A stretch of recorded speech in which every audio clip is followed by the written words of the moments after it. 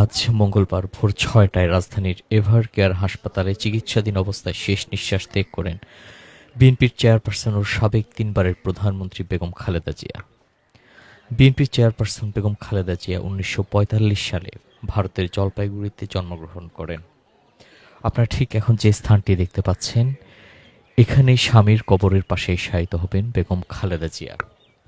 ইতিমধ্যে আমরা দেখতে পেয়েছি আশপাশ এলাকায় নিরাপত্তা জোরদার করা হয়েছে। পাশাপাশি ঠিক কবর খোঁড়ার প্রাথমিক প্রস্তুতি গ্রহণ করতে আমরা দেখেছি। যারা কবর খোঁড়ার কাজ করবেন ইতিমধ্যেই তারা এখানে এসে উপস্থিত হয়েছেন। দর্শক, তিনবারের সাবেক এই প্রধানমন্ত্রীর পিতা ছিলেন একজন ব্যবসায়ী। সেনা কর্মকর্তা জিয়াউর রহমানের সঙ্গে পরিণয়ে আবদ্ধ হওয়ার মধ্য দিয়ে জড়িয়ে পড়েন বাংলাদেশের ইতিহাসের নানা ঘটনা প্রবাহের সঙ্গে। স্বাধীনতা যুদ্ধের দিনগুলোতে বন্দী জীবন কাটানো দুই সন্তানের মা খালেদা জিয়া দেশের সেনাপ্রধান ও প্রেসিডেন্টের স্ত্রী হিসেবে বর্ণাঢ্য জীবনের অভিজ্ঞতা লাভ করেন। স্বামী প্রেসিডেন্ট জিয়াউর রহমানকে হারিয়ে অল্প বয়সে বিধবা হন তিনি। জড়িয়ে পড়েন রাজনীতিতে। রাজনৈতিক অভিজ্ঞতা না থাকলেও দেশের অন্যতম প্রধান রাজনৈতিক দল বিএনপির হাল ধরেন তিনি।